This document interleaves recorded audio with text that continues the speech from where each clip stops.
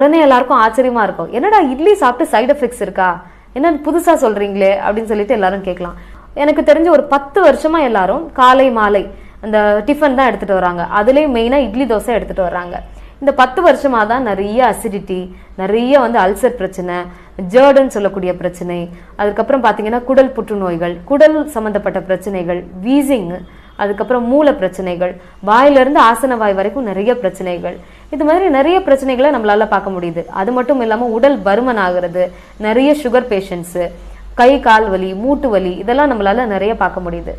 அப்போ இதுக்கெல்லாம் காரணம் என்ன அப்படின்னு பாத்தீங்கன்னா, தவறான முறையில செய்யக்கூடிய இந்த ப்ரிப்பரேஷன்ல என்ன தப்பு அப்படின்னு பாத்தீங்கன்னா, அந்த மாவு அரைச்சிட்டு 1 வாரத்துல இருந்து 1 மாச காலம் வரைக்கும் வச்சிருக்கிறாங்க. அதே இட்லியை பாத்தீங்கன்னா நிறைய எடுத்துக்கிறாங்க.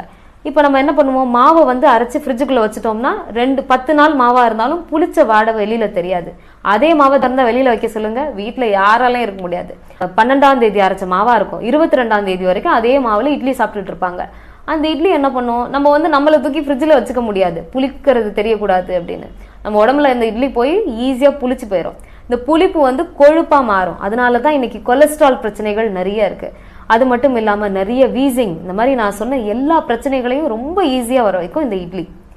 சோ இப்ப சொல்லுங்க, பிரச்சனை இட்லி மேல கிடையாது, இட்லி மாவு தயாரிக்கிற நம்ம மேலதான் பிரச்சனை. அதனால எல்லாரும் இன்னையில இருந்து உங்க இட்லி மாவு தயாரிக்கிற முறையை மாத்திக்கோங்க. தயவு செய்து அந்த சவப்பெட்டிங்கிற ஃப்ரிட்ஜில் யாரும் இட்லி மாவு வைக்காதீங்க. இப்ப எங்க வீட்டுக்கெல்லாம் வந்தீங்கன்னா கருப்பு இட்லி, அதாவது உளுந்த நாங்க தோலோட சேர்த்து அரைப்போம்.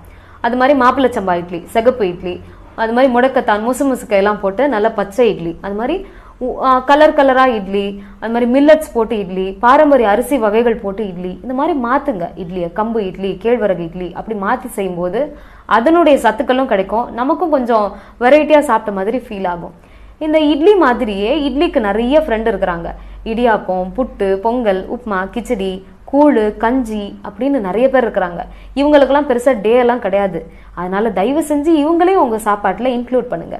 ஸோ ஒரு நாள் இன்னைக்கு இட்லி அப்படின்னா